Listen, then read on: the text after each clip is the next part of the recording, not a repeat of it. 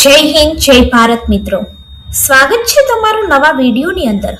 આ વિડીયો છે એ તમારા માટે ખૂબ જ મહત્વપૂર્ણ છે, કારણ કે આ વિડીયોની અંદર આપણે ચર્ચા કરવાના છીએ કે રેશન કાર્ડની અંદર તમને કેટલો જથ્થો મળવાપાત્ર છે. હવે કૂપન છે એ તો બધાની પાસે છે, પરંતુ કૂપનની અંદર કેટલો જથ્થો મળવાપાત્ર છે, દુકાનદાર કેટલો જથ્થો આપી દે છે અને આપણને ખરેખર કેટલો જથ્થો મહિનાનો મળવાપાત્ર હતો એ અંગે આપણને કોઈ પણ જાણકારી નથી હોતી. તો આ વિડીયો તમારા માટે ખૂબ જ ઇમ્પોર્ટન્ટ છે, કારણ કે આ વિડીયોની અંદર આપણે જાણીશું કે તમે ઘરે બેઠા કેવી રીતે ચેક કરી શકો છો કે તમને મહિનાના અંતે કેટલું અનાજ મળવાપાત્ર છે અને તમે પાત્રતા ધરાવો છો કે નથી ધરાવતા. ગુજરાતની અંદર આપણે વાત કરીએ તો 56 લાખ જેટલા રાશન કાર્ડ છે એ સરકાર દ્વારા રદ કરી દેવામાં આવ્યા છે. આ અંતર્ગત તમારું પણ રાશન કાર્ડ રદ નથી થયું ને એ જોવા માટે તમારે શું કરવાનું એની આપણે આ વિડીયોની અંદર સંપૂર્ણ ચર્ચા કરવાના છીએ. એ પહેલા જો તમે ચેનલની અંદર નવા છો તો ચેનલને સબસ્ક્રાઇબ જરૂરથી કરી દેજો. હવે મિત્રો વાત કરીએ તો દેશની અંદર લગભગ 80 કરોડ લોકોને મફત રાશન અપાઈ રહ્યું છે અને મફત રાશન મેળવવા માટે કેવાયસી કરવાની પણ જરૂર છે. તમારે તમારા રેશન કાર્ડની અંદર કેવાયસીની પ્રક્રિયા નથી કરી તો પણ તમારું રાશન અટકી શકે છે અને તમને મફત રાશનનો લાભ મળતો બંધ થઈ શકે છે. એટલા માટે તમારે માય રેશન એપ્લિકેશન પરથી ઘરે બેઠા જ કેવાયસી કરી શકો છો. આ ઉપરાંત મિત્રો તમારા રેશન કાર્ડની અંદર તમને કેટલો જથ્થો મળવાપાત્ર છે તે પણ તમે ઘરે બેઠા ચેક કરી શકો છો. આની અંદર ઘઉં, ચોખા, બાજરી, ખાંડ, તેલ અને દાળનો જથ્થો કેટલા કિલો મળવાપાત્ર છે બધું જ તમે ઘરે બેઠા એક જ ક્લિકની અંદર ચેક કરી શકો છો. તો ચલો જોઈએ કે ઘરે બેઠા રાશન કાર્ડની અંદર મળતો જથ્થો ચેક કેવી રીતે કરવો. હવે કૂપનની અંદર મળતા જથ્થો ઓફલાઈન ચેક કરવા માટે સૌથી પહેલા તો તમારે શું કરવાનું તો કે સૌથી પહેલા તમારે અન્ન અને નાગરિક પુરવઠાની જે ઓફિશિયલ વેબસાઇટ છે એના ઉપર જવાનું રહેશે. ઓફિશિયલ વેબસાઇટની આપણે વાત કરીએ તો આ તમે નોંધી લો https://dcs.dof.gujarat.gov.in. આ જે છે એ રેશન કાર્ડને લગતી તમામ ફરિયાદો અને તમામ જાણકારી માટે ગુજરાત સરકારની એક ઓફિશિયલ વેબસાઇટ છે. આના ઉપર જઈ અને તમે બધી જ માહિતી ઘરે બેઠા મેળવી શકો છો. જેવું તમે આ વેબસાઇટ ઉપર જશો ત્યારબાદ તમને હોમ પેજ દેખાશે. હોમ પેજની અંદર તમારે નીચે આવી જવાનું છે અને નીચે સ્ટેપ 2 ની અંદર તમારે તમને મળવાપાત્ર જથ્થો એવું લખ્યું હશે ત્યાં તમારે ક્લિક કરવાનું રહેશે. અહીંયા ઉપર તમે ઓનલાઈન ફરિયાદ પણ કરી શકો છો, જિલ્લા પુરવઠા અધિકારીનો સંપર્ક પણ કરી શકો છો અને રજીસ્ટર થયેલા મોબાઈલ નંબરને દૂર કરવા માટે પણ તમે અહીંયા ક્લિક કરી શકો છો. હવે અહીંયા જોઈ શકો છો કે રાશન કાર્ડ લખ્યું છે અને અહીંયા છે તમને મળવાપાત્ર જથ્થો જાણો. તો સૌથી પહેલા તો તમારે આની ઉપર ક્લિક કરવાનું છે. જેવું તમે આની ઉપર ક્લિક કરશો એવું એક પેજ છે તમને દેખાશે. આ પેજની અંદર તમારે તમારા રાશન કાર્ડનો જે નંબર છે એ નાખવાનો રહેશે. હવે ઘણા બધા લોકોને પ્રશ્ન હોય છે કે રાશન કાર્ડનો નંબર શું છે, તો થંબનેલની અંદર આપણે આપેલું છે કે અહીંયા ઉપર જે નંબર લખેલો છે એ રાશન કાર્ડનો નંબર છે.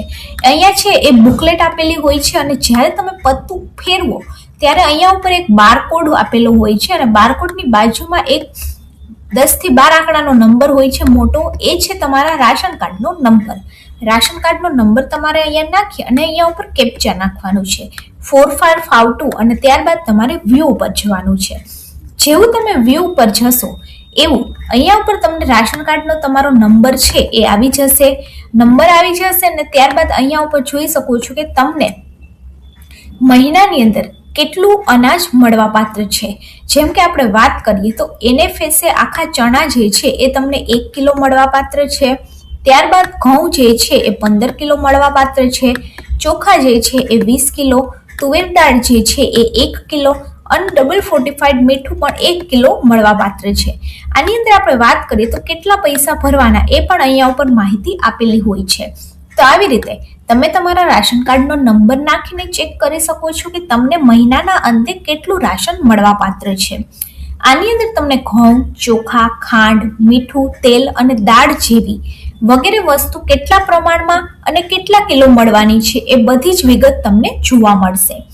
જો તમને જથ્થો મળવાપાત્ર નથી તો તમારા રાશન કાર્ડની અંદર તમારી સામે કંઈ પણ વિગતો જોવા મળશે નહીં. એટલે કે તમે રાશન કાર્ડનો નંબર નાખશો ત્યારબાદ નીચે બ્લેન્ક દેખાશે જો તમારા રાશન કાર્ડની અંદર તમને કંઈ પણ વસ્તુ મળવાપાત્ર નહીં હોય તો.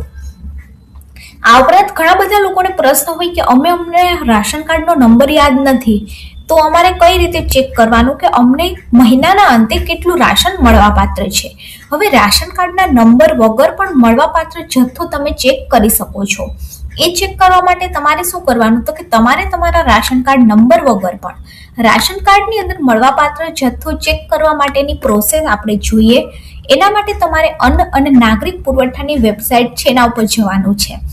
આ જે છે એ અન્ન અને નાગરિક પુરવઠાની વેબસાઇટની રેશન કાર્ડના નંબર વખત જથ્થો જોવા માટેની એક લિંક છે https://gujarat.know your entitlement.aspx. તો આ વેબસાઇટની ઉપર તમારે જવાનું છે. જેવું તમે આ વેબસાઇટ ઉપર જશો એવું આ એક પેજ ઓપન થઈ જશે. અહીંયા ઉપર તમે જોઈ શકો છો કે અહીંયા તમારે જોવાનું છે કે તમારું રાશન કાર્ડ NFSA ની અંદર છે તો અહીંયા ઉપર હા અને નાનો ઓપ્શન આવે છે. એ હા અને નાના ઓપ્શનમાંથી કંઈ એક સિલેક્ટ કરવાનું છે. ત્યારબાદ તમે ગેસ કનેક્શન ધરાવો છો એમાં પણ તમારે હા નામાંથી સિલેક્ટ કરવાનું છે. તમારા રાશન કાર્ડની અંદર કેટલા લોકોની સંખ્યા છે એટલે કે 3 સભ્યો છે, 5 સભ્યો છે, 8 સભ્યો છે કે 10 સભ્યો છે. જેટલા પણ સભ્યો હોય અહીંયા નાખવાના છે. અને તમારું રેશન કાર્ડ કઈ કેટેગરીની છે આપણે વાત કરીએ તો ગુજરાતની અંદર સૌપ્રથમ APL 1, APL 2, BPL અને AAY એટલે કે અંત્યોદય અન્ન યોજના. તો આવી રીતે 4 કેટેગરીના કાર્ડ છે એ ગુજરાતની અંદર હોય છે. એ 4 કેટેગરી અહીંયા ઉપર આવી જશે અને એમાંથી તમારે સિલેક્ટ કરવાનું છે કે તમારું જે રેશન કાર્ડ છે એ કઈ કેટેગરીનું રેશન કાર્ડ છે. ત્યારબાદ આ કેપ્ચા કોડ છે દેખાય છે એ અહીંયા ઉપર નાખી અને વ્યૂ ઉપર જવાનું છે. જેવું તમે વ્યૂ ઉપર જશો એવું જ તમને આ પેજ ઓપન થઈ જશે. એની અંદર બધી જ માહિતી હશે કે આની અંદર તમને કેટલો જથ્થો મળવાપાત્ર છે.